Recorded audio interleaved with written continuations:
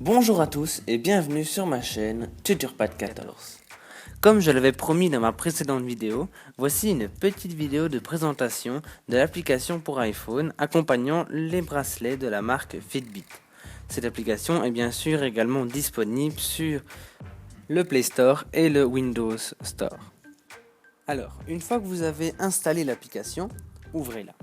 Si vous avez le message qui s'affiche comme ceci, c'est que votre montre n'est pas connectée au téléphone. Il faudra donc vérifier que votre Bluetooth est activé et que votre téléphone s'est bien connecté au bracelet.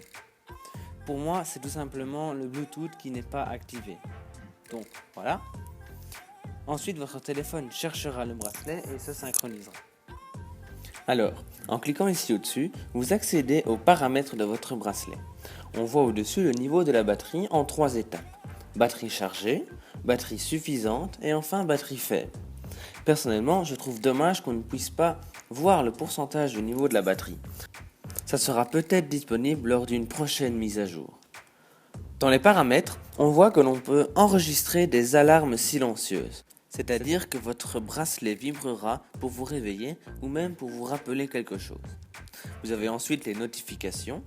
C'est dans le cas où on veut voir les appels entrants du téléphone sur la montre. Malheureusement, c'est simplement voir qui nous appelle. On ne pourra donc pas accepter ou décliner un appel depuis la montre. Ensuite, on a les objectifs quotidiens. Donc moi j'ai choisi les pas. Par exemple, lorsque l'on aura fait 1000 pas dans la journée, le bracelet sonnera en me félicitant d'avoir atteint mon objectif. On peut bien sûr paramétrer de la même manière pour la distance parcourue, les calories brûlées ou les étages gravis. On peut également personnaliser l'affichage, c'est-à-dire l'ordre d'apparition des informations sur la montre.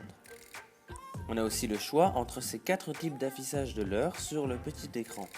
Ça pourrait être sympa. Alors attention, ici un paramètre très important pour le capteur cardiaque. On peut soit l'activer en permanence, soit l'activer uniquement lorsque le bracelet est au poignet, ce qui permet d'économiser un peu de batterie, ou même le désactiver complètement pour prolonger la durée de la batterie à plus de 5 jours. On réalise cet exploit si on veut, car les petites lampes à l'arrière du bracelet ne s'allument pas et donc ça fait économiser de la batterie tout simplement. On doit également choisir sur quel poignet se trouve le bracelet. Donc par exemple, si on est gaucher et qu'on a placé le bracelet à notre bras gauche, alors on choisira qu'on a mis le bracelet sur le bras dominant. Idem pour le bras droit par exemple. Pour la rubrique tapotement, elle vous permet de choisir ce que le bracelet doit afficher lorsque vous tapotez 2 fois au-dessus de l'écran. Par défaut, il est mis sur l'affichage de l'horloge et c'est la position qui me semble la plus logique pour l'utilisation quotidienne. Enfin, la vue rapide, c'est le fait que le bracelet affiche l'heure sur l'écran lorsqu'il détecte un mouvement particulier. Il s'agit du mouvement que l'on effectue lorsqu'on amène le poignet devant les yeux pour voir l'heure. Ça peut peut-être paraître bizarre comme ça, mais vous verrez, c'est un mouvement très intuitif.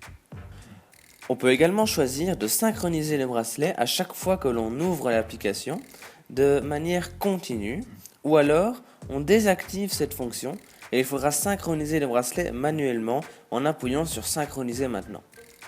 Alors on pourrait croire que ça permettrait d'économiser de la batterie, mais en fait pas du tout, la différence est infime.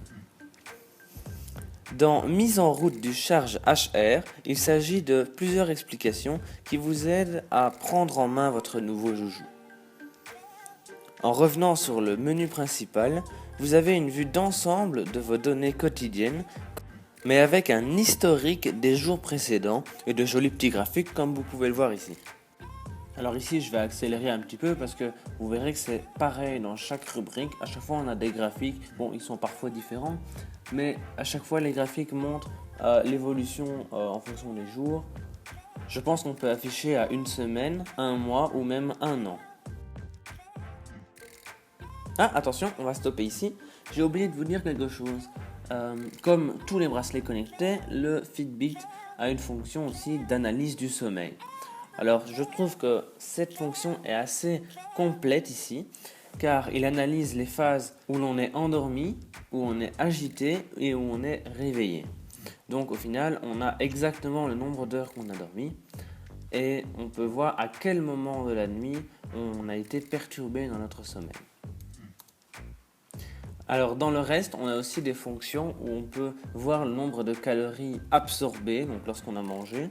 Mais alors là, c'est pas le bracelet qui le devine par l'expression du Saint-Esprit, non. C'est nous qui devons inscrire à chaque fois dedans tout ce qu'on a mangé.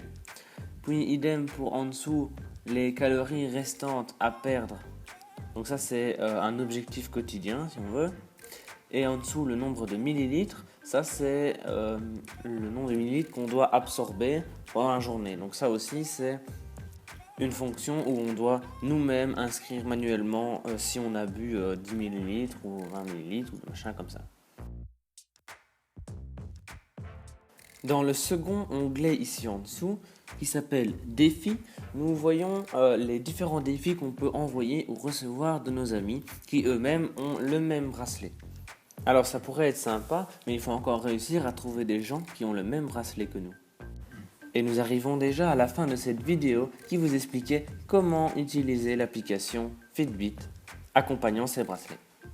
Alors je vous remercie d'avoir suivi ma vidéo et si vous l'avez aimé, n'hésitez pas à mettre un petit pouce vert.